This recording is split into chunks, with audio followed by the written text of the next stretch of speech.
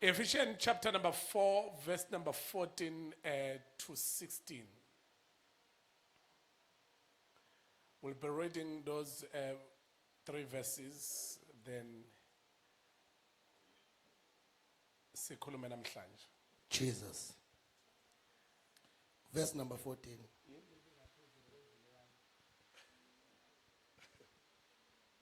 Oh, ufunda ke chawo. Verse number 14. Ukuze singabe sisaba izingane, Yeah. sishukunyiswa okwamaza, sipheshulwa yimimoya yonke yezifundiso ngenkohliso yabantu, ngobuqili obunamacebo okudukisa. Kodwa sithi sikhuluma iqiniso ngothando, sikhuleke ngakho konke kuye oyinhloko uKristu, okungaye umzimba wonke uhlanganisiwe ubambene ngokwelekelelana kwamalungu onke awo njengokusebenza okulinganiselwe yilelo nalelo lungu, kukhuliswe kumzimba ube yisakhiwo othandweni. Ngicela uphinde futhi Verse number 15. Verse number 15. Yes. Kodwa sithi sikhuluma iqiniso ngothando, sikhulele ngakho konke kuye oyinhloko uKristu, okungaye umzimba wonke uhlanganisiwe ubambene ngokwelekelelana kwamalungu onke awo njengokusebenza okulinganiselwe yilelo nalelo lungu, kukhuliswe kumzimba ube yinhloko yesakhiwo othandweni. Amen. Amen. Ube inhloko yesakhiwo othandweni. Ngicela ukunibhora kancane nje mhlawumbe nisizokhuluma kafishane nozothatha idiary, then you'll write a few things bese sithemba uchawo ukuthi azokufunda kuyikhona. Awu amen. Namhlanje kuseni. But I want ukuba ngikhulume into ethi sometimes emotions, oh, amen, to be emotional. Emotion can replace your faith towards God. Ama emotions akho sometimes angavala isikhala sokholo lwakho kuNkulunkulu. Ama emotions. Somebody shout hallelujah. Now la esifunda khona uverse number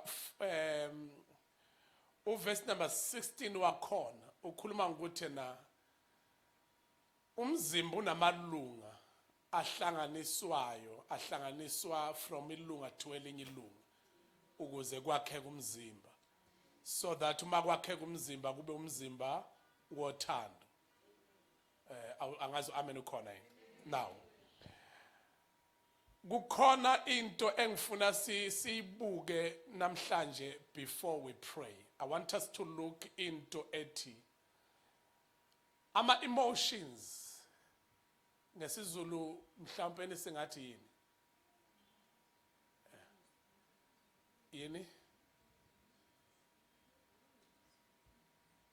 ama emotions ngesizulu kanti nani la nesikoleni naba befundisa imizwa. All right.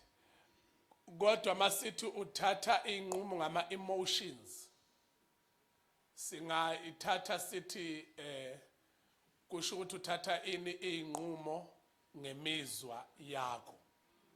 Awu angazi amen ukhona yini. Now when you look izinto eziwu-2 kuthi akucishe kufane, cause umuntu under the influence of ama emotions kuba khona ama decisions awathathayo under the influence of ama emotions, and at the same time umuntu under influence ye faith kuba khona futhi ama decisions awathathayo. But ngifuna sehlukanise into yama emotions ne-faith ngoba uma ungakubuka ungaze ucabanga ukuthi kuyafana kanti is not the same.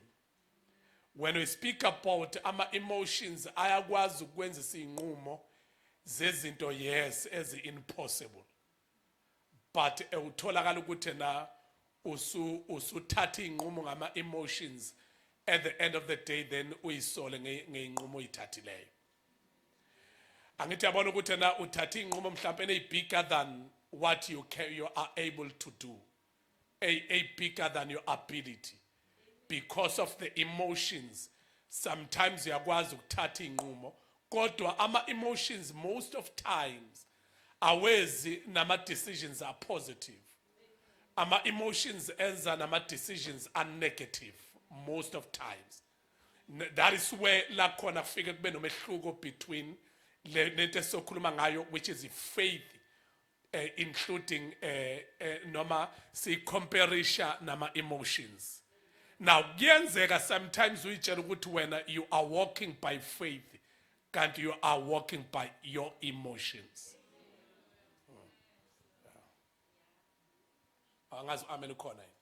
And when you sit down nomuntu uhlala naye phansi, maybe ukhuluma indawo negodi neintaba nakuyo yonke indawo ondlule kuyona, bese umtshela ama decisions owathathile because of ama situations athile ovaye kuwona, then uthola ukuthi ama emotions akho they were above your faith. Ama emotions akho ade above your faith. Somebody shout hallelujah. Now mhlawumbe to start isermon yami namhlanje ngizoyiqala, I won't finish it bazalwane, but I believe ukuthi by half past bese siphumile kodwa ukuyiqeda mhlawumbe ngeke ngiyiqede. Now let me just start by saying this. Ama emotions, sometimes let me just say this. One, kufanele kuqala uvume empilweni yokuthi are you under the influence of faith or you are under the influence of your own emotions? When you are a believer, umzalwane kuyenzeka uyitshela under influence yokholo kanti under influence yama emotions akho. For an example, how can you see a person that is being baptized by the Holy Spirit or is under the influence of the Holy Spirit? Maybe abanye bethu siyakwenza lokho ukuthi sibe nama wrong, let me just say this, sibe nendlela wrong yokubuka umuntu ukuthi lona under the influence of the Holy Spirit kanti akekho under the influence of the Holy Spirit or under the influence of ama problems akhe. Baba ukhala kuyafana kodwa ukuthi ukhalelani ngeke sikwazi ukusho exactly ukuthi ukhalelani. Omunye engakhala la kanti ukhaliswa ukuthi ushiwe indoda yakhe. Simbona umuntu ekhala zegaqe ngamadolo phansi, sithi amandla kamoya ingcwele amehlele kanti akahlelwe ngamandla kamoya ingcwele, ukhaliswa ukuthi bengenzela yonke into le ndoda. Ngizawuba yini njengoba ngiphuma lapha ngizazi ngizoba yini. Angazi amen ukhona yini. Sanibonani nje ebukhoneni benkosi, ayengibona izandla abantu abathi sikhona bishop. But umuntu omile ngeke ukwazi kumehlukanisa umuntu ogcwele amandla noma under the influence of the Holy Spirit nomuntu under the influence yokuthi mhlawumbe ushiwe isihlobo sakhe. Yabona into le, because ukhala kuyafana. It's the very same thing. You cannot differentiate umuntu under the influence of ama emotions akhe ne influence yani yokholo. Uyena umuntu personally ofuneka athathe decision yokuthi ayihlola ukuthi uhamba under influence yokholo, ye faith noma yama emotions. Ama decisions awathathayo uwathatha because of faith noma uwathatha because of ama emotions akhe. And onke ama decisions owathatha anesa faith, mayinesa faith anesa uNkulunkulu. But mayinesa ama emotions anesa wena personality yakho. Ukhona umuntu othi ngiyakuzwa bishop. Ake ngibone izandla othi ngiyakuzwa bishop. Now let me just repeat again. Onke wena one power yokuzahlukanisa thina ngesikwazi ukuthi sisho ukuthi wena uhamba under which influence. if sinawe la ungena lapha eminyanga sikwazi ukuhlukanisa ukuthi lona ugcwele amandla okholo lo ugcwele amandla ama emotions akhe imizwa yakhe. Somebody shout hallelujah. Now danger yokuhamba under under influence yama emotions akho ukuthi ama emotions akho akuthathisa most of times ama decisions are negative. Then power yokuhamba under the influence of faith noma ku impossible, but if faith yakhe yakwazi ukushintsha izinto ezi-impossible izenze zibe possible because zenze njani ziprovoke uNkulunkulu izinto zokholo. But ama emotions are provoke wena futhi okhokhela wona.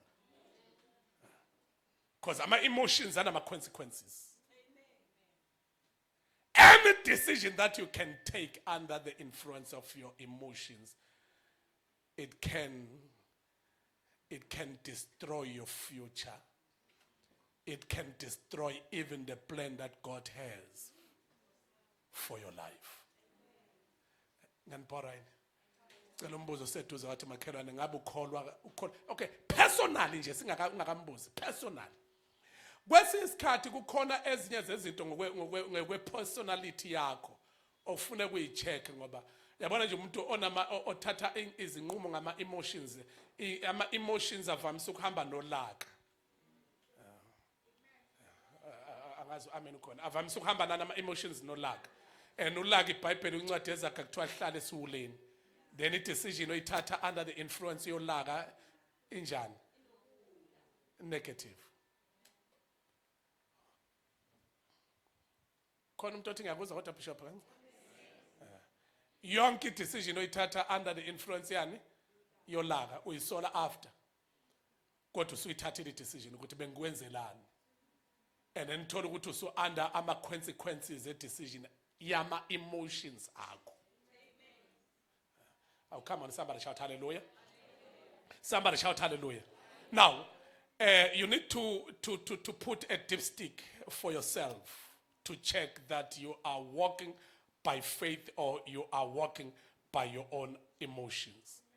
And then maturity for you means learning how to live by faith in God and live your emotions. Because our emotions will never make you to walk closer to God. Our emotions they will distance you for you to walk with God. Azokwenza ukuthi ungabi umuntu ohamba noNkulunkulu ama emotions because angingitshela ama emotions ngicingezela iparable. Uhletshiwa usayisontweni awusavuka ekseni. Kwenze njani ukuthi manje ungijwayela kabi nje. Azangihlebe imake ibandla lenzeni. Ivision yenzeni uNkulunkulu wenzeni. Isonto kuyindoka zenzeni lezongena kuzona. Uhletshwe umuntu awuhletshwanga uNkulunkulu. Then ama emotions akwenza u decide wrong.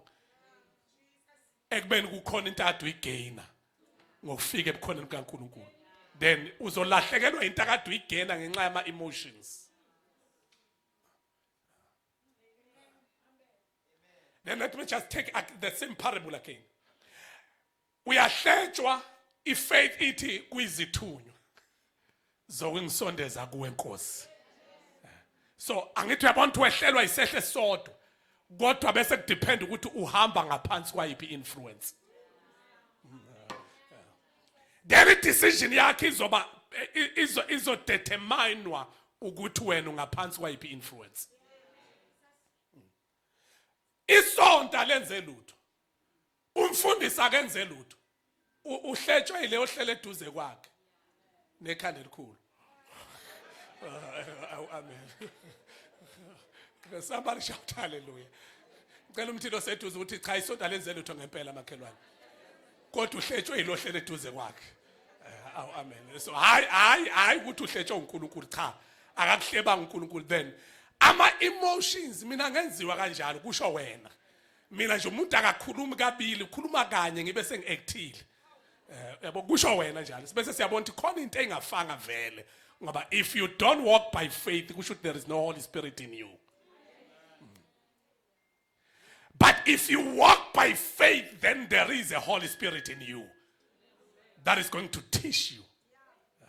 Ukuthi noma uhletshwa, but you need to take everything that belongs to you. Pick up yourself. Angazi amen ukhona, and go again to the church. Oh, somebody shout hallelujah. Amen angazi ukhona yini. Uboleka umuntu imali ngoba nakho ukuboleka imali ku dangerous. Ususaba ukubuka nobuso bakhe enkonzweni because of ama emotions ngoba kade ayiboleka imali ngo last year. Wamnikeza uma ikubona uphambana nawe angithi iminyango le fune mawungena ngapha yena uphuma ngale. Mawungene ngapha yena uphuma ngapha. Kusho ukuthi nidlala ilokhuzana umacashelana khona esontweni. And mawuhleli lapho uyambona lapha mayiphakamisa izandla ulimala kakhulu. Uthi uyiphakamisa kanjani izandla nemali yami? Imali yami engayikhokhanga. Angazi amen ukhona la ekhaya. Uthi uphume wena kumoya same time ubukana naye uthi ubusiseka impela wazi wabusiseka nemali yami engayikhiphile. Ngaleso sikhathi ama emotions azothatha indawo, then you will take a decision to not come to church. And mawungaseze esontweni kusho ukuthi uhamba under the influence of bani ama emotions but not under the influence of faith. Amen akazi khona la ekhaya. Ngicela umthilo sethu uzimakhelane ipasopele yama emotions. Now, maturity for you means learning how to live by faith in God and by the truth of God's words instead of living by your feelings. So immaturity iti uphila kanjani under the influence of ukholo. Angazi amen ukhona yini. Nane qiniso lezwi likaNkulunkulu kunokuba uphile ngemizwa yakho. Now, kukhona abantu ngoDisemba sibagcinayo enkonzweni. Because they are not under the influence of faith, but they are under the influence of they are not here because they are here, but they are here because of some motives behind their journey. Now, anything that dangerous is to be in the church, but bese uba nesikhathi sebreak yokuhamba uhanjiswa ukuthi usayodla ubumnandi. Kukhona esizobe sibagcina nje impela njengoba nje sekuyiSunday bazobe angazini lokhuzayo la etrenda kulezi insuku. Amen. But bazobe benjalo. And January abanye babo they will never come back. Why bengezukubuya back? It is because impilo yabo ayincikanga ngokuthi baphila by the principle of the word. Because izwi kufuneka liphakame above your feelings. Somebody shout izwi kufuneka liphakame above your feelings. Khuluma kakuthi izwi kufuneka liphakame above your feelings. Come on, mtshelo sethu uzothi izwi kufuneka liphakame above your feelings. Wechawe uyakwazi ukufunda usheshe amanye amavesi. Amen. Mthinde futhi sethu uzothi makhelwane izwi kumele liphakame above your feelings. We don't come to church ngoba sizogcwalisa ihlalo. But we come to church because we walk by faith. And if faith ya attack, somebody shout faith ya attack. Yeah, mtshelo sethu uthi faith ya attack, faith yakhe attack. There is no faith without attack. But if faith iqhamuka ngesikhathi kunezimo obhekana nazo, ngesikhathi ungenakho ukudla ku-attack ifaith yakho, ngesikhathi umsebenzi uphela ku-attack ifaith yakho, ngesikhathi kunesigulo esemzimbeni ku-attack ifaith yakho, ngesikhathi uvukelwa ngabantwana ku-attack ifaith yakho. Angazi amen ukhona la ekhaya. Mthindo sethu uthi ngesikhathi kwenzakala yonke into ku-attack ifaith, and mak-attack ifaith yakho, then kufuneka wenze njani wena apply yona. Because if faith yakho yenze njani ithinta uNkulunkulu, but ama feelings akho athinta wena. Yingakho ama feelings akho ufaka isiketi lapho uthi ungijwayela kabi lona. Akangazi mina ngubani ufaka isiketi la ungasifaka ezantsi emastebhisini. Lapha ya. Sithi siyaphuma siyehla la sifice seniyashayana. Kwenze njani? Ukuthi ama feelings akho owanesayo, but faith is above your feelings. Somebody shout hallelujah. Akasizwe uDavid kumahubo 42 verse number 5 ukuthi uthini mayikhuluma ngento yama feelings. Yebo, chapter 42 verse number 5 ukuthi uthini uDavid. Ba 5. Yini ukuba udangale? Umphefumulo wami uyaluze phakathi kwami na. Methembe uNkulunkulu. Ungafunda ugijima chawe boba njengasesiyoni. Awuhambe. Ube njengasesiyoni nje. Iqala phansi. Yini ukuba udangale? Verse number 5. Yini ukuba izimo empilweni kuba khona izinto ezikudangalisayo. Yes, Lord. Then your faith must be above your feelings. When you are down, let your faith, which is your spirit in you, let it arise and teach your feelings. Ukuthi kuNkulunkulu akhanjwa ngekuthi ufilani. But uyakwazi ukuvusa nama feelings akho abhedayo naphelelwa ngamandla. Uthi David chapter number 42 esifunda ukuthi yini ukuba udangale? Yebo chawe. Chawe uyaluze phakathi kwami. Why uyaluza phakathi kwami? Methembe uNkulunkulu. Wena phakama wethemba uNkulunkulu phakathi kwesimo. Ngokuba ngiseza kumdumisa ngokusindisa kubuso bakhe. Ngisazokumdumisa noma wena wenza nje wena ama feelings ami. Awangazi amen ukhona la ekhaya. Just aduze ukuthi mawuhamba by faith, not with your feelings, your emotions. Ama emotions akho awumdumisi ngoba kuhamba kahle. But uphakama phakathi kwezimo ezingafuni ukuba udumise bese utshela ukuthi uyaluzelana wena. When I grew up there was into yokuthi esikoleni ngangiphethe ilokhuzana SCM uchairperson wakhona kukhona upresident. And then uma esikoleni kwenzeka mina nje wawungeke ungihlebe nje so wangihleba ke lo munye umzalwane khona esikoleni. Mangihleba ngathi ubani yena anginase emthandazweni ngebreak. Ngimdinga la ngamfuna engangamthola. Ngathi hayi iyaphela lokhuzane assembly ntambama. Ngimfuna la uhlebe bani. Uyazi ngihlebelani njani? Ngafundiswa ikhehla lapha elase Assembly of God ubaba usesenkosini, may his soul rest in peace. UZungwabeni how to give umnikela. So mina unginikela ngakwazi from ngisanda kusindiswa nje ngiseyinsizwa nje impela umgembeleza wensizwa. Amen. Amen angazi ukhona la ekhaya. Nje sethu uthi umgembeleza wensizwa. Umgembeleza. Ngiseyimgembeleza wensizwa. Somebody shout hallelujah. Ngafundiswa ikhehla la kaZungu unikela. Esikoleni ngaphathi 5110 ye Nokia. Uthisha omkhulu wami ephatha lenkulu ene ayirele ethi wangifuna ngithola hlalo odabeni ngiyasindwa kwakuyi principal yami ayiphatha leyo phone le. Nayo sesenkosini umacingwane high school. Amen. Bakhona bayaziyo leyo Nokia lena ene. Manje uma ke mina ngiphathi 5110 ngiyumfundi ngiphathi 5110 ngiyumfundi. Uprincipal ephathi Nokia lenkulu ene Ariel. Ungayithathe kancane lento engishoyo. Ngiyumfundi ngiphethe 5110 iyabiza ngaleso sikhathi 2800 wangayisinto yokudlala. Kwakuyimali enzima kabi 2800 angisho manje. Somebody shout amen.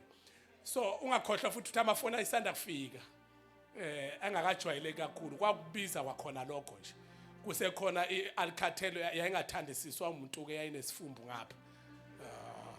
Akekho umuntu ayithanda leyo Alcatel. Now uma ke sengiphethe leyo phone uthi lo mzalwane esikoleni ngidla imali yeSCM ingakho sengithenge nefoni. Nithi mina ngijwayela kabi le phone nginikelelwe yona ngathengelwa for free. uNkulunkulu hawu esebenza ngalomzana wayesebenza welfare. Ngithi ngijwayela kabi ngathi ngizomlinda. You know ukuthi kwathi makuphuma isikole ngangimbuka kanje ngimbona lapha kulayini waseclassini lakhe ngithi hayi ngeke yabona namhlanje ngizamnyathela lo kwathi makuthiwa amen ngangambona uphele lapha sesihlakazeka ngangambona uphele lapha ngamcinga ngaze ngahamba ngaye ekhaya ngabuya kusasa sengibhodlile ngaye emthandazweni ngangabe ngisamshaya kanti udemon possess uma sesiya emthandazweni ngakusasa edemon possess seliya manifest idemon lakhe ukuthi she was there to attack me ngangizoshaya umuntu wesifazane uNkulunkulu wami ngangiseyingane ungakhathazeki amen somebody shout hallelujah so ngangiseyingane ungakhathazeki I don't do that amen hallelujah so now uma esemanifesta kwi-prayer mdala kunami njalo mina amehlo ngaleso sikhathi leso kwakuvela athi nje angabe ngisabona nokuthi khona umuntu omdala ngaleso sikhathi angazi amen ukhona yini so now uma sengithi semanifesta kwi-prayer amademoni aseyakhuluma ukuthi what was the cause of esho lento ayishilo ukuthi angidraine lokhu ukuthi thina esikoleni bekuthi makunedemoni eklasini ngiyokhishwa eklasini ngiyothandazela umuntu eklasini okunedemoni khona uprincipal ubesithemba ngaleyo ndlela ukuthi kuzomisa ukufunda kucelwe mina kuthiwa ngiyothandazela umfundi o demon possess so now manifesta idemon lithi lifuna ukudrain umlilo lokhu kuthandazela kwama abantu belifuna ukuthi ngidraineke then angithi mase ngimshayile vele sekuzokhuluma abantu abangakhothi sihlangane namakholo eshayana athandaza ndawonye sasinegumbi lethu esithandaza kulona lapha njalo ngebreak makufuneka siye masiye breakini kunegumbi lethu esithandaza kulona leli so athandaza ndawonye kodwa sihlangane nawe seshayana bese bengaphinde beyizwa into yami kwi-assembly uma sengima ngithi ngiyashumayela amen amen angazi ukhona la ekhaya so and then kukhona ezinye izinto engayifunda from lapho ngafunda ukuthi sometimes kuyenzeka ukuthi uacte ngama feelings and kube ngamshaya then the negative result bizobamba isikole sonke kube khona abantu abangasindiswa ngenxa ukuthi ibehavior yami ngenxa yama feelings yini moyo uyaluza wena ongaphakathi uyaluzelana udangaliswa yini ngoba makuyaluza ngaphakathi ama emotions akha kwenza ukuthi engathi ungafighta back but uma uya under the influence of the faith I'll fight back uvela usmile noma kungafanele usmile. Then I prayed to God. It was 2003. I prayed to God. Mina bengikwazi ukufika phakathi kweni kade nihleba ngifike ngimtshela thathe nihleba nithi ngingekho kodwa bengifika ngimtshela benithi nakhuluma nathi angazi amen ukhona ngingekho phakathi kweni. There was umfundisi uMthembu ufakazi walento engishoyo sasenayitendini wazi wathi sesiyakwesaba manje ngoba as understand ukuthi usuku ucashephi njalo uzofika ushinta ngempela yenzeke inje ngoba injalo. Now ngase ngiba nento yokuthandaza ngathi uNkulunkulu khipha lolulaka olukhona ngaphakathi kimi ngoba lizongenza ngingakukhonzi kahle. You know, when I prayed to God ngathandaza and uNkulunkulu wangizwa. Mina bengingesi umuntu ohlala phakathi kwabantu ngixoxa ngikhuluma ngenza ihlanga ngizibukele ngenze yonke into nenze yonke into nihleke nize niphansane nginibuka ukuthi niyahlanyana ekhanda nihleka niphansane nenze yonke but I had to pray to God ukuthi I'm called for people and uNkulunkulu nginikeza inhliziyo yabantu zonke lezo zinto ngayithandazela ngicela umtshelo sethu ukuthi ayikho into oyithandazela ungayireceive because the transformation yenzeka through prayer. I prayed to God and ulaka waliqeda uNkulunkulu akekho umuntu ocasuka kudala kami manje hayi sengicasuka kudala ngiyakubuka nje uzucanga ukuthi ngisasilinyana sakho awu amen ubhede ngicasuka kudala somebody angisasheshe ukucasuka because ngakuthandazela ngenxa ukuthi ama feelings ayayona impilo yomuntu nejourney yomuntu aletha ama negative result. I have learned now ukuba makhona into eyaluzayo I worship God more than before. ngimdumisa uNkulunkulu kungazi ukuthi akaze kwenzakale lutho, ngimkhonze ngathi akaze kwenzakale lutho, kanti kwenzakalani? Kuyayaluza. Jesu sithi kuyayaluza ngaphakathi. Akekho umuntu okephile engayaluzi lutho. Somebody shout hallelujah. Somebody shout hallelujah. Senibhorekile ake ngibone izandla bathi sesibhorekile. Mtshela seduze uthi makhelwane mtshela uthi makhe ake ngibone izandla ziyaphezulu bonke abangcwele abakhona ebukhoneni benkosi. Awu amen. Bonke abangcwele abasekhona ke bona ngicela baphakamisa izandla. Senisaba nokuyiphakamisa. Engisaba nokuvela. Awu amen. Somebody shout hallelujah. Ngicela umthindo seduze, ngicela umthindo uthi makhe, umthindo uthi makhela nama feelings akhe dangerous ngoba ahambisana nolaka. Uyozwakala sewuthi mina izinto ngiyayilungisa same time angilokhu ngithula mina. Then ngicela ukubuza ukuthi yini eya remain after ulungise ngolaka. Wasala nani? Sengicela ukubuza phethu wasala nani? If faith ithi noma konakele but if faith ithi kuzawulunga.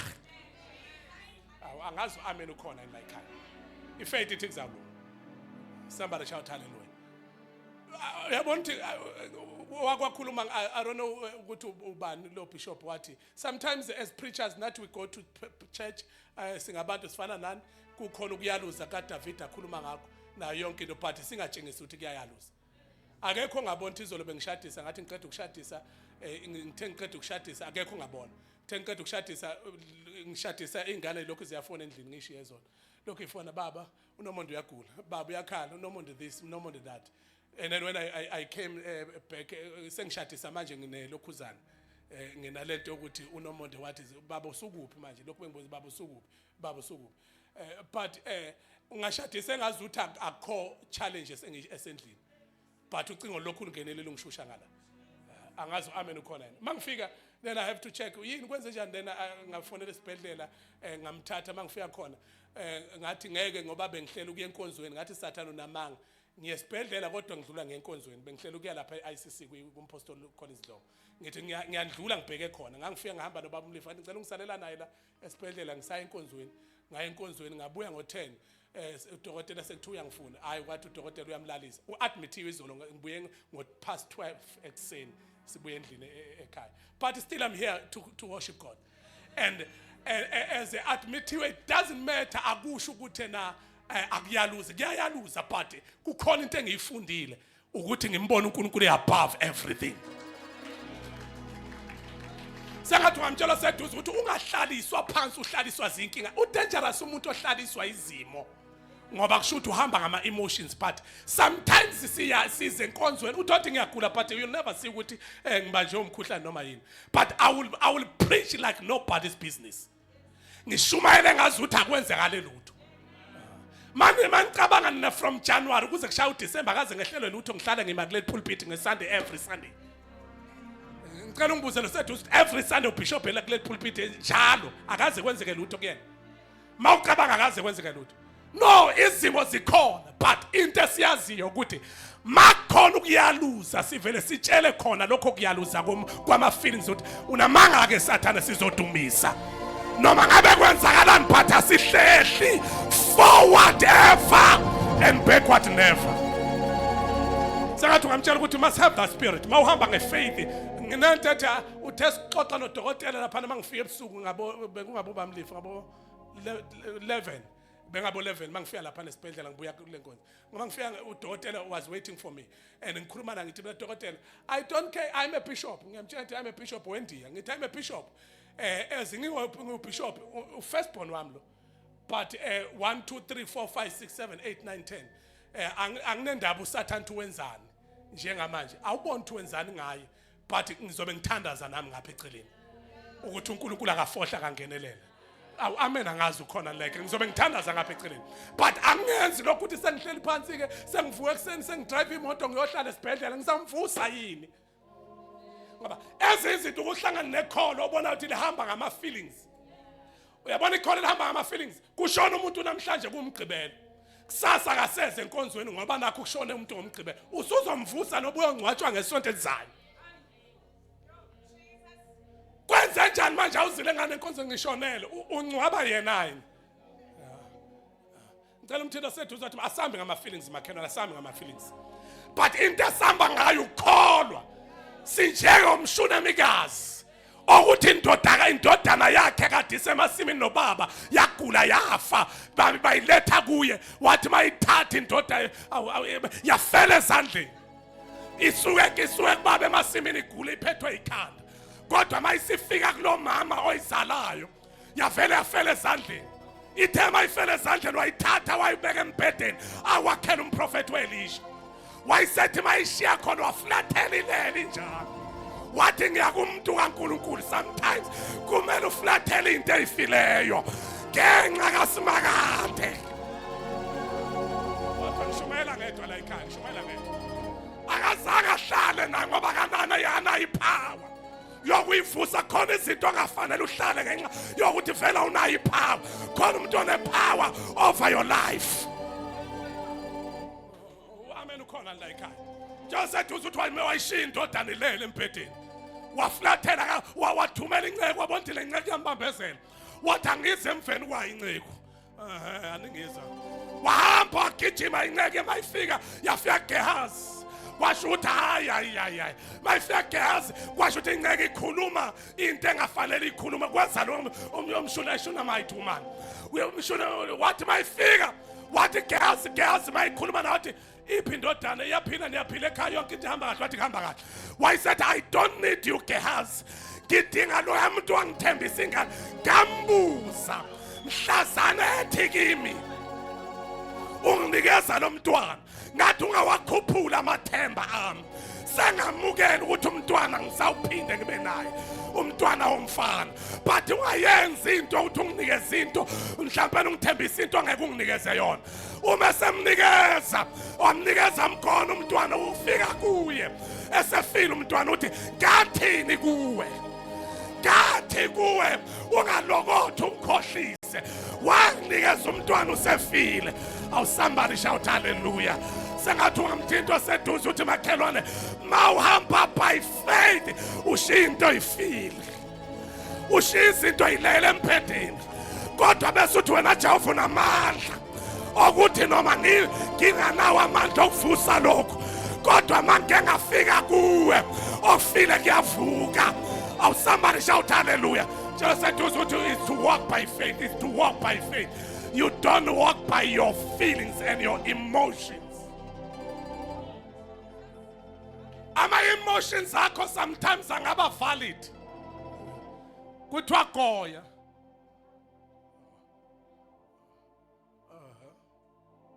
now let me tell you something mina ngisho ngathiwa ngishonelwa ingane makushaya isonto ungakangcwatshwa kuyisonto ngicela ungixoxela mina istory makuyisonto kungakangcwatshwa mina ngixoxela istory ke la ngiyophakama ngeyenkonzweni ngesonto ngishiye ekhaya ngiyantshela ngiyophakama mina ngeyenkonzo noba ngigoyana ngoba ngeke savuka kodwa sengiya kulona amandla over my life ayikho break yokuya uNkulunkulu ngenxa yezimo but ngenxa ama feelings ikhona ibreak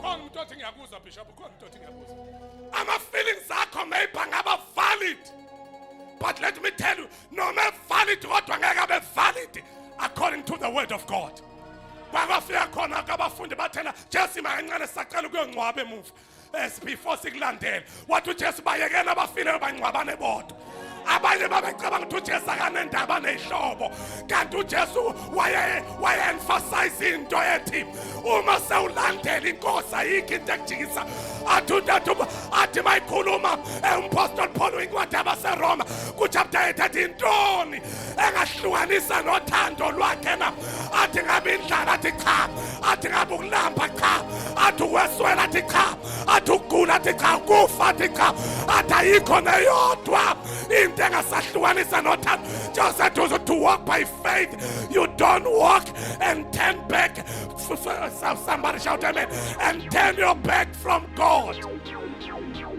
akwazi ukuflathela uJehova ngenxa yezimo wazazi wena ungakangeni kuzo sengathi ungamtshela seduze ukuthi izimo zakho wazazi ungangeni kuzona nenyembezo ayikhalayo wazazi ungakayikhali nezinto ezikuhluphayo wazazi wena singakaqali ukuhlupha wasazi ukuthi wena ubusisiwe ngoba ithemba lakho alikho ebantwini kodwa ithemba lakho likuJehova. Oh, somebody shout amen. Ingakhathi uyawufaniswa nesihlahla ompande zaso senabele emfuleni siyathela ebusika nohlobo. Somebody shout hallelujah. Mthindo seduze uthi Thinto ungahambi ngama feelings makhelwane. Ungahambi ngama feelings. Mina ngathi ngimisa imvuselelo edlangezwa. Ayisengithe edlangezwa. Vele nasedlangezwa ngayimisa kaningi. Engigwelezana empangeni. Ngamisa imvuselelo 2014 eyinkulu attractor wonke abantu kukhona baba Sipho Makhabane ayikho artist engekho nabefundisi ababengekho besuka all over. The greatest revival engangiyenzile ngiyenze nomphathi we 1KZN TV ubaba uMncwane. Yayinkulu ngalendlela ongakazi uyibona. Ngekuseni yimloyana ngiphethe imvuselelo yonke njalo. Yimloyana ngigibela isithuthutu sangishaya isithuthutu. Sangishaya ngabo 10 ekseni. Imvuselelo ntambama. Sangishaya sayifika lapha emlenzeni sakreka sawuthitha khatha inerve. Igazi laliphuma ngathi umpompi kanje. Inerve kuyethanjeni lapha nesithuthutu.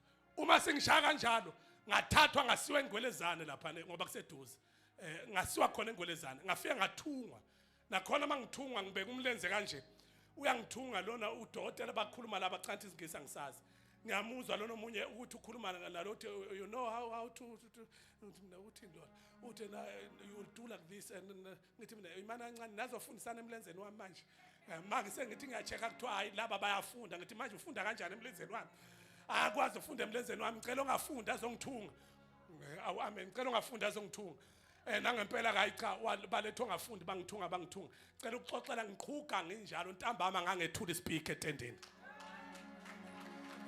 angishongo ukuthi ngiyalala ngoba ngishawe isithuthutu but kwathi ntambama ngangiqhugeza ngigibele epulpit kanje tshelo seduze ukuthi makhelwana asambe ngama feelings ngoba samba by faith.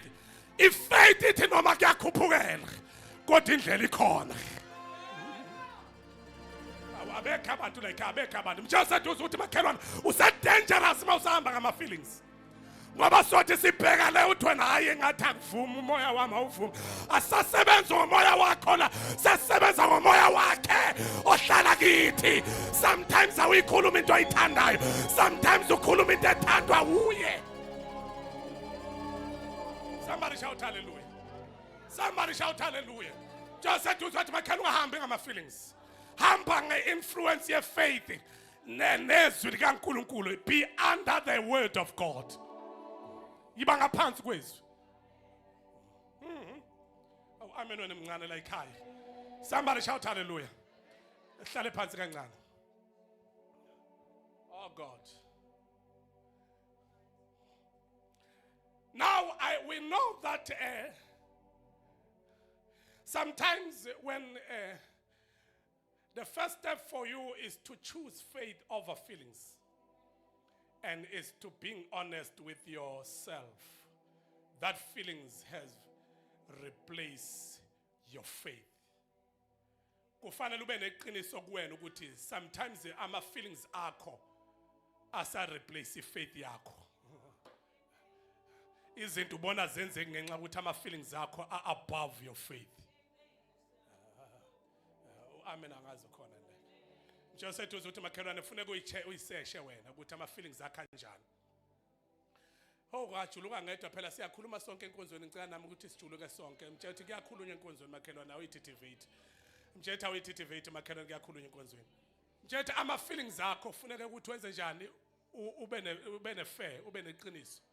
Lokuthi ukhuluma iqiniso nje ukuthi ama feelings akho ase above your faith.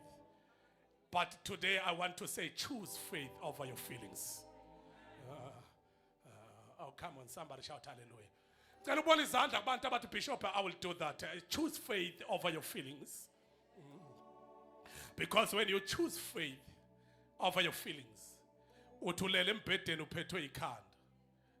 Athu Sathane uyalizwa libhlungu kanjani uyahamba namhlanje. Uthi wena ngihamba ngempela athi uSathane uyamkhumbula umalume wakho lo ubhlukela impintshayo uthi na hawu ngiyamkhumbula nje umalume kanjani ngingamkhumbula ethi uyakhumbula wahamba kanjani wahamba ngekhanda athi nawe ke sewuyalandela uthi hawu ngilandela ngempela naye wakhala kanje uthi athi uyalizwi libhlungu njengelika malume wakhe before afe uthi hawu lijalo ngempela kusho ukuthi ngiyahamba usengiyahamba. But uma uhamba ngama feelings you will accept into eshiwa ama feelings. But if you hamba ngefaith uyothulizwa libhlungu athi uSathane uyahamba bese uthi wena by faith I shall not die but I shall live. Athi uSathane uzawuhamba njengomalume wakho I shall not die but you shall live. Uthi no, I refuse to die before my time. Athi Satan, I don't care ukuthi you refuse to die before your time, but uyahamba ngomalume wakho wahamba na uzawuhamba bese uphinda kuba ikhona ifaith ithi bonke abanethembe linjalo kusho umhlabele ethi bayanze njani bayihlambulula bayathola amandla. Aw somebody shout amen. Ubesethu Isaiah chapter number 40 athena izinsizwa ziyawa nokuwa neintombi ziyaphela amandla athi kodwa abamethembayo uJehova bayathola amandla amasha bayakhuphuka bakhuphuke njengeinkosi ngamaphiko. Aw somebody shout amen. Uthi bayagijima bahambe bengakhathali bese uthi noma ngilele la empetheni I shall live and proclaim the goodness of the Lord. Somebody shout hallelujah. Athi uSathane kanjani atha bese uyakhoda uthi let me quote the devil. uHezekaya kwafika umuntu kaNkulunkulu wathi insuku iphelile wathi akabe imfa lakhe enze yonke into but uHezekaya waphendukela odongeni wathi Jehova kukho yini okuhle ngekakwenza. Wathi uJehova jika wemprofeti kuyela kuyena umtshela ukuthi I'm going to add another 15 years. If you 15 years wayedwa keHezekaya nami Jehova yedwa kulombhede engilele kuwona I shall not die but I shall live. I shall not die but I shall live. Athi uSathane hey lalela, this is a chronic disease. Isifo lesesibulalayo uthi anginendaba whether it's a chronic disease but I know ukhona uJehova okwazi ukufaka amaphasa amasha. Uma imoto kaToyota iphelelwa ngamandla uyifa iphathe emontweni uyahamba iye kwi-spare shop kodwa athi iphathe entsha ekade lindile i-reserved ukuthi mayike yaphuka le sifaka le bese uthi sengibuyela kuwena Jehova. Uma khona iphapha enqamukileyo uma khona iphapha endlekileyo ye-storehouse asezulwini thatha iphapha elisha uzolifaka emzimbeni because I refuse to die before my time. Somebody shout amen. Somebody shout hallelujah. Sathi uzathi makhelo nabantu befaith laba abantu befaith laba mthetha abantu befaith laba mthetha abantu befaith mthetha abantu befaith abasho ukuthi uma isimo sithi uyafala base bethi hawu salisumukela Nkosi ngokuthula umoya wencekukazi yakho salisumukela Nkosi ngokuthula umoya wencekukazi. Hey bathe Sathane unamanga anindawo ngadeclare enkosini ngathi angikufa manje not now noma kwenzakalani noma imoto ingaginqika but ngeke ngife manje. I shall live and I shall not die. I shall live and I shall not die. Somebody shout amen if you can. By faith. Look at your neighbor, put it by faith. Look at your neighbor, put it by faith, my one. You shall live. You shall not die. Abantu abathi babafika bathi isibhamu sikhona sibabona sibadubulile abanye. Angazi lendoda lapha ithi trenda kuleli viki wewandi. Angazi ukuthi le ndoda athi trenda kuleli viki egqoka into ebomvu lapha ku Facebook. But ikhofela ifoni ibamba ifoni kanje. A person has to hit and that's to that person who keep his palm. Uthi uyayidubula isibhamu nganoma siyagaxela phinda asikhokha athi uyayidubula ahluleke. Kubaleka abantu lona kananda akalokho ulokho ebhizi nefoni. Kubaleka abantu ngapha ye ulokho ebhizi nefoni. Ithi iyadubula igcina ibonta isibhamu asidubuli ibaleke le ndoda. Ithi mayibaleka ubaleka egcineni naye ebona bonke abantu bebaleka. Nithi I declare and I declare isibhamu singadubuli masiza kuwe ngoba wena ungoka Jehova wena ungakazimakade nabo bonke abantu abacija isikhali besicijela wena you shall not die before your time. Somebody shout I shall not die before my no weapon that is forged against you shall prosper. asikho isikhali esilonele wena siyawuphumelela. Thina babili eduze wathi asikho ngempela, bathina babili asikho isikhali ngempela esilonele wemile siyawuphumelela. Ngoba I walk by faith, not my feelings. I walk by faith, not my feelings. I walk by faith, not my feelings. I walk.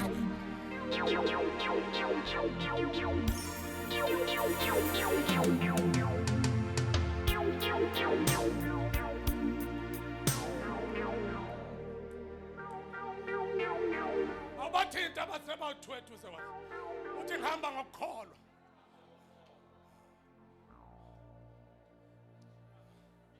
Ngihamba ngokukholwa bathinta babili. Ngihamba ngokukholwa. Uyawuhlakaza itha zami ubambe ifoni ngapha. Khona ovala isiphayi umlomo wesibhamu ngapha. Haya.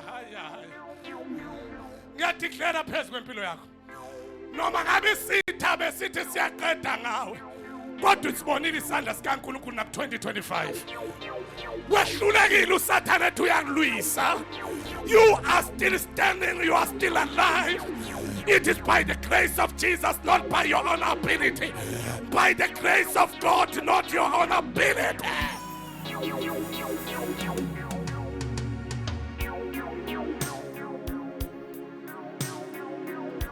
Somebody shout hallelujah. Somebody shout choose faith over your feelings. Choose faith over your feelings. Tino said to choose the faith, Makelo, and choose the faith.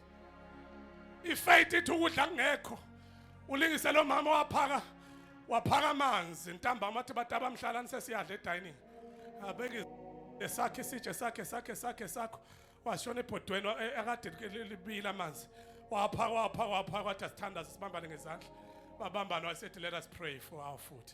Father, we thank you for the food that you have given unto us. It is a blessing from your God. We receive by thanks in Jesus' name. As we are about to eat, bless it, O God. In Jesus' name, amen. Eningane zazimbuka zithi uyahlanya umama. Nange busisa amanzi.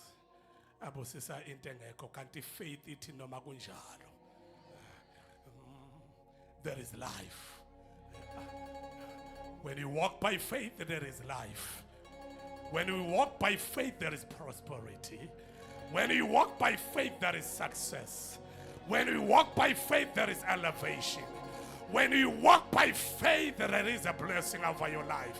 When you walk by faith, all doors will open for you. In the name of Jesus Christ, doors of prosperity, doors of success will open for you, for your life. When you walk by faith, there is healing. When you walk by faith, there is deliverance. When you walk by faith, there is an increase. When you walk by faith, there is protection. When you walk by faith, there is a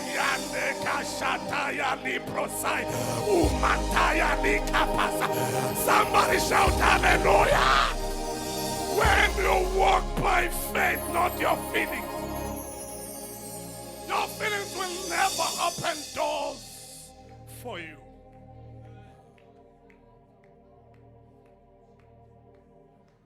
If faith into ungakhuphuka kulensiba ungayibambelele kuyo.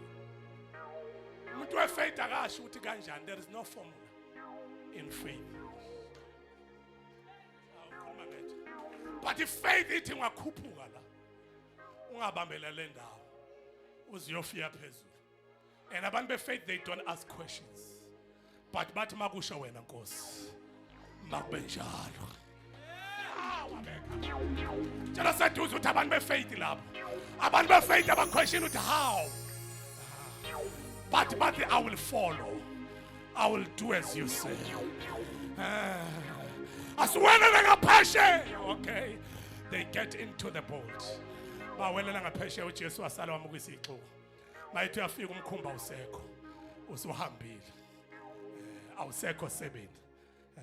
Bapha abantu mthandaze nje. Mayithi uyafika umkhumba usekho sebeni. Mayithi uyabheka nanku umkhumba usuphakathi nolwandle. And wayesethu uJesu la kuthiwa kwangekho awusela umkhumbi. la usebeni. uJesu wenze njani? Wenze njani? Wagibela ulwandle, amagagasini wahamba phezu kwawo. Ndina namakashataya, wahamba phezu kwamanzi, wahamba phezu kwamagagasi. Kuthiwa laba kanti sebenenkinga yestorm, sekhona ivunguvungu ngaphambili. Kuthiwa kwathi makuvuka ivunguvungu basebethi uJesu kanti ukuphi? Kuthe mase lihwala ilanga ngathi uJesu besama ukuthi isixuku bamboneze uJesu. Kuthiwa abanye bathi hayi akusiyena, yithonga lakhe. Abanye bathi isipokwe lesi, abanye bathi ithonga leli, abanye bathi isipokwe lesi. And lithi iBhayibheli kodwa uPeter, I love you Peter, ngiyakuthanda Peter, ngoba njalo wena ubona into engabonwa ngabantu ohamba nabo. Sengazuthi nawe ungafani nabantu bonke, nibona into eyodwa kanti ifaila. Kwangathi uNkulunkulu engakunikeza amehlo nje okubona into engafani nabanye. What to Peter, I know it is you Jesus. Wayisema eduze kwelokhuzana kwekhona lomkhumbi. Wathi Jesu makunguwe, cela ushiswe ngise nami ngise la ukhona yakasha. Yini Peter ungaveli mawukhona ukuthi uyena uvele na ugibele? Angifuni ukwehle ngashongo ngoba it is dangerous ukuhamba without the word. It is dangerous ukuhamba kanti izwa likho. Sengathi ungamtshela sethu uyingozi ukunyathela kanti izwa likho, kodwa kunamandla mayiqeda ukusho bese unyathela entweni ayishiloyo. Wathi ishizwe phela uthangise kuthi uJesu wayesethi Peter woza. Ngesikhathi ethi woza wendlala izwi lakhe phezu kwamagagasi. uPeter wanyathela phezu kwezwi, akanyathelanga emagagasini. I decree and I declare ukuthi under the influence of faith and the word of God. Somebody shout hallelujah.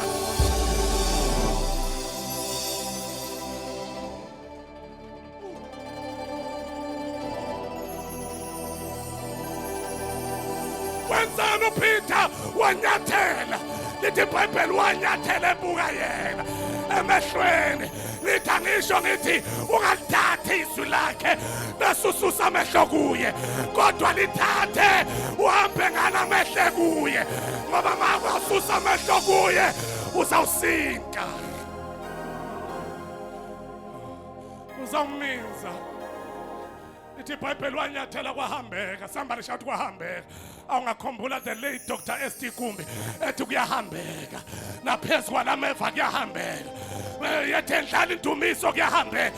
Kuthi angisho namhlanje ngithi ngezwi lakhe kuyahambeka, ngezwi lakhe kuyanyatheleka, ngezwi lakhe mayiledlala sinyathela kulo singafani nabantu beswe, ngoba izwi lakhe lisenza sehluke phakathi kwabantu.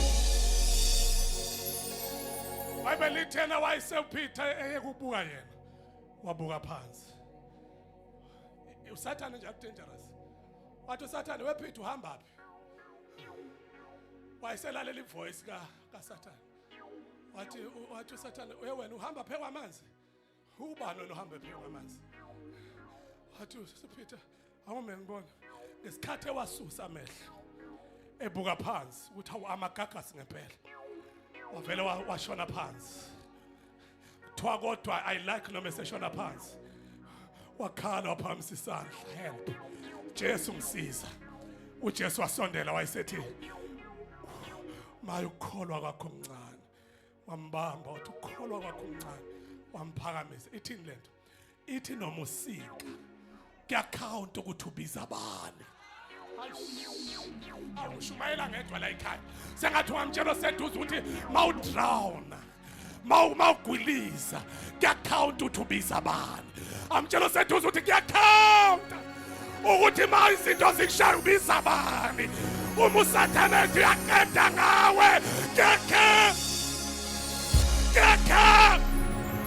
kuyakhawunta ukuthi ubiza abani.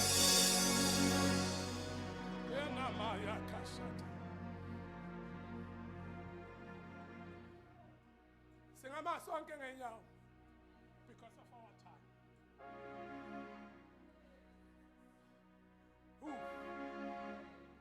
Ngisaqeda.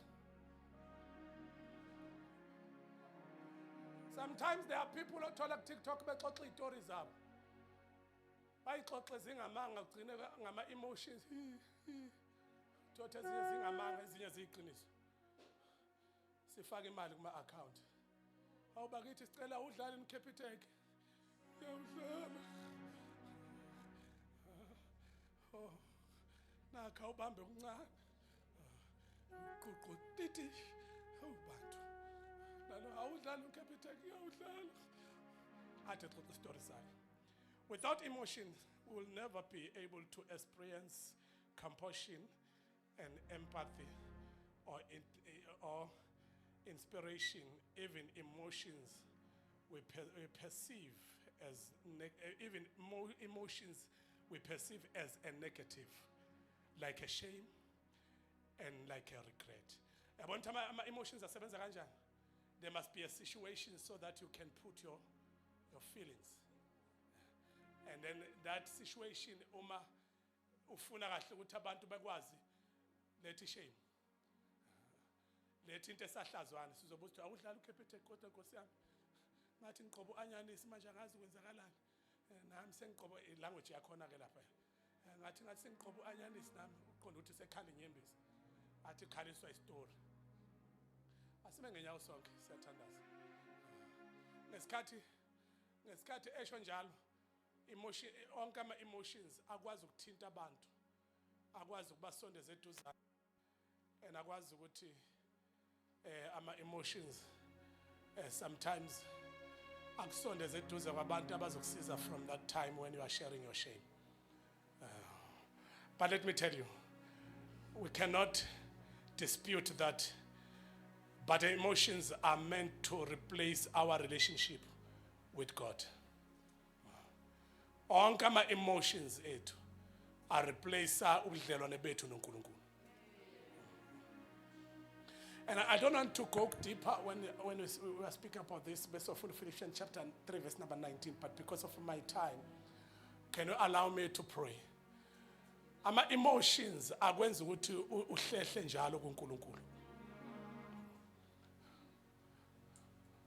Ugcina uba isigebengu esikholwayo. Because umuntu ama emotions. Yeah. Ubugebengu mawunabo nje uyakwazi ukucreate ngoba ukucreate ama emotions, you have how to play with ama emotions abantu. Abanye mangaxoxa ukuthi mina ngaba street kid ngathi ngingamanga. Sakhe ngimoto ekhaya. Sabaleka ba sengigraduate ngafika kuimvubo. Indlela engangigange ngayo ngemoto. Ngaqala ukudrive kuna 11. Ngibeka umqhamelo. So kwakuthi makulalo ekhaya ngo12 thina siyaphuma ebusuku. So buye ekseni. Sakinqa imoto kwakuse empangeni lapha kusese station nase 14 eRichards Bay ngabikho mall. Sakhuthuzwa lapho 600 mawayethi mangithembe kakhulu ebeka imali mayihamba wayebeka u600 rand kimi ngamshiyela u300 ngihamba no300. Oh amen. Nje sethu sithiwayivele nenhliziyo enhle bakithi. Waphela ukube kuthiwa ngangena inhliziyo enhle ngangizowundula wonke u600 but ngamshiyela uma u300. Kwangowakhe kodwa ngamshiyela u300. Amen. So now basikhuthuza sifika khona empangeni. Sikhuthuza umunye wayesibeka nje ethi uyasilalisa athi uyasikhuthuza. Then anti ngizokhumbula ekhaya mina ngashaya umgwaqo nje ethi kusuka kwaNongoma ngebhasi kaZungu ufika empangeni kuseduze kanti hayi. Ngazi ukuthi ayiqhamuka la ibhasi. Ngathi ngishona khona ngenyawo hayi lutho ngikwahlwa ngingakafiki ngisho enseleni. But wakhona ke imoto yasithatha sibe. Okay, cut the story short. Ngaqhuba ingqola eMtuba into ehambayo. Amen ngiqhuba ingqola kaBox. Mangathiwa ngikhuluma istory sami.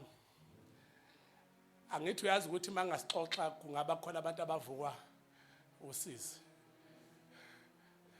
Esengithi bazalwane ekugcineni ngaba ngikho la.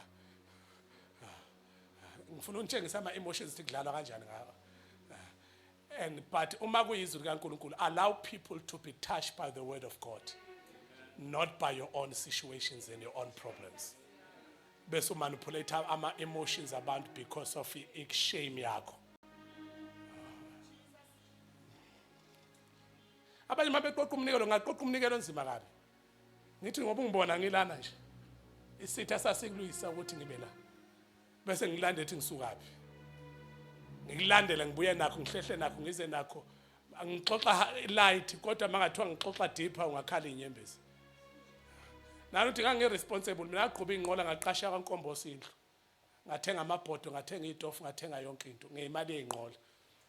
Ngangiresponsible vele futhi wena ngimncane. Somebody shout amen. But don't be under the influence of, come on, can't let bandla belike. Don't be under the influence of, but be under the influence of faith. Lift up your hands unto Jesus. I want us to pray. Angifuna uthandaze ngoba nakho ngikugwedlile njenge Prama Stove. Abayazi abanye Prama Stove. Yayinento ecele nothi iphampa uyithi ukuzivutha. Mawuyiphampe kancane ivutha kancane, mawuyiphampe kakhulu ivutha kakhulu. Ungabi Prama Stove endlini kaNkulunkulu. But iba umuntu othi uNkulunkulu ukuthandaza mina, let my spirit pray. Angaphampa, but let my spirit praise. Just open your mouth and pray wherever you are. Come on, Church of Jesus. Come on, Church of Jesus. Come on, Church of Jesus. If you feel like praying in tongues, you can pray in tongues.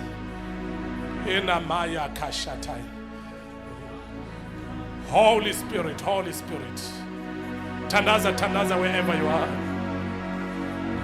Tandaza, tandaza, tandaza, tandaza. Keshande ne na maya la bosa. Oh, Moengwele. Don't walk by your feelings, but walk by faith. Be under the influence of your faith. Don't be under the influence of your own feelings. Shalababa yaka shanaya helabasa. Jesus! Izwi lakho liyadala ngekho kube khona. Izwi lakho liyahlaba lahlukanisa amathambo nomkanja. Izwi lakho linjengomlilo oqothulayo. Izwi lakho liyadala izinto ezimpossible zibe possible. Liphunzisa izimbabare hlane. Ekashataya. Izwi lakho liyavula indlela kwahlonga sibi. Izwi lakho liyaqhumisa iphethu edesert ehlane. Izwi lakho lidala imfula yamanzi nasehlane. Ilama yakashata izwi lakho liyaphilisa indodakazi yaseSiyoni. Libhalisam eliphilisa indodakazi yaseSiyoni egulayo. Izwi lakho Jehova liduduma njengokududuma kwemfula namanzi. Izwi lakho liduduma njengokududuma kweyihosha namawa. Ilama yakashataya. Izwi lakho lehluleki. Izwi lakho linamandla. Izwi lakho libuya nayo yonke into elithunyelwe.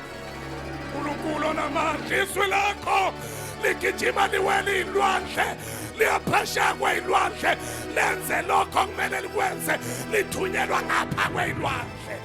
Izwi lakho liyayibhedlela baba wethu livusa abasokhukhwini lokufa. Izwi lakho dwala laphakade liyafinyelela egameni likaJesu nasemajele phakathi. Baba lahlulele ngokweqiniso ngegama likaJesu Kristu waseNazaretha namhlanje simemezela lona.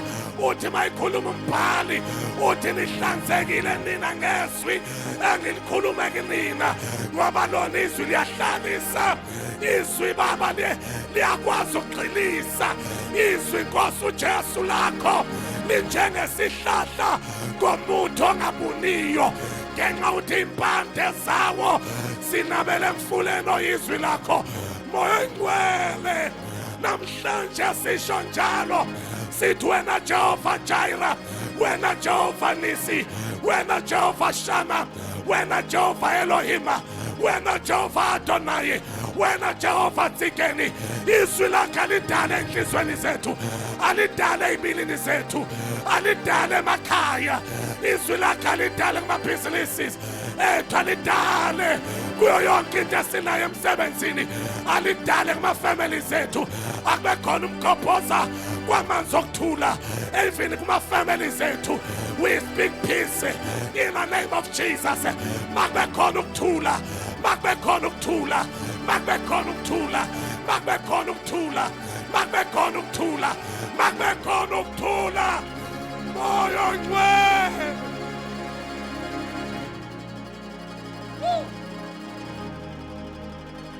Hey! Hey! Hey! Jesus! Jesus! Ila mama mama. Uyangele brosaya na na. Ikete ya li brosaya ya. Jesus! Oh! Moya nkulunkulu ophilayo. Under your word there is light. Under your word there is light. Khona ukukhanya ekuphumeni kwezwi lakho. Ngaphansi kwezwi lakho kunokukhanya. Lalikhona umhlaba ungakasekelwa. Ngalo wadabula amazulu. Ngalo wadabula amazulu. Ngalo wadabula amazulu. Ngalo wadabula amazulu. Ngalo wadabula amazulu Jehova. Izwi lakho liletha ukukhanya la kumnyama khona. Izwi lakho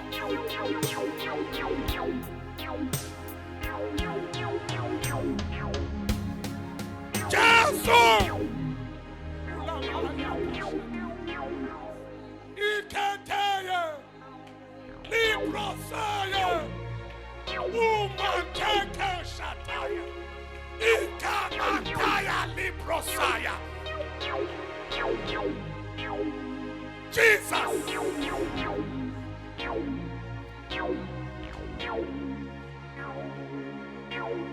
Oh. Oh. Oh! Oh!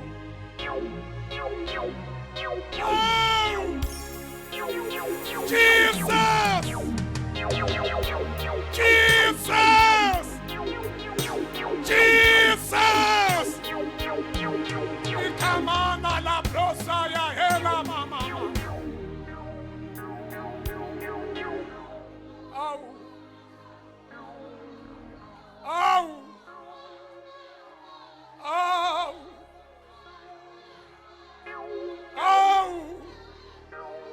Hallelujah! Hallelujah! Hallelujah! My Jesus! My Jesus! My Jesus! Oh! You are the rose of Sharon, the fairest of them all. You are everything. My heart is yours. You are fairer, much fairer than the little cross by the wayside. You are precious, most precious than God. You are the rose, you are the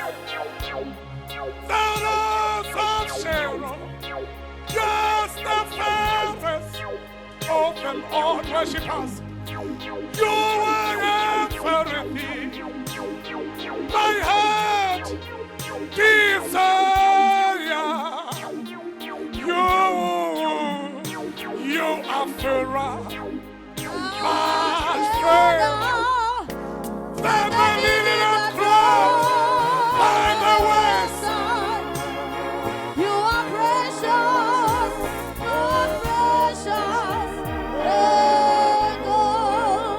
You are the You rock. are the rock of Sharon, The the Pharaoh. Pharaoh Up of and the more. You Lord. are everything. You are everything. My heart desire. Yes, you must stand. Never leaving us cross. All the ways. You are Pharaoh. You are precious. Most precious. Lift up your voice. Yes, you are the rock of Sharon. The Pharaoh. You are everything. My heart desires.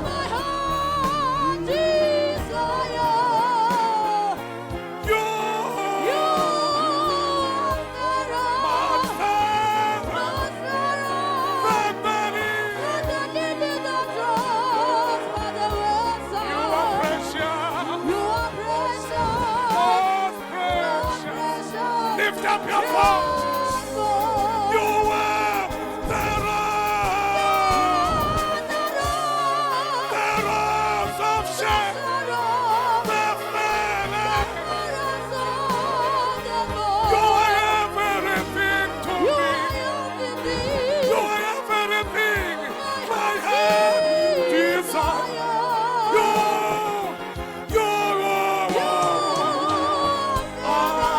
Yeah, yeah. Never leaving. The cross. You are precious. Most precious. I can see Shalantina, lift up your voice. You are the rock.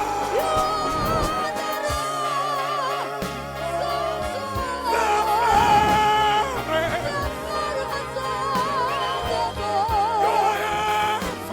You are everything. My heart desires. Lord, you must stand. Never leaving us cross. You precious. Are we promises and namhlanje ekuseni? Jesus.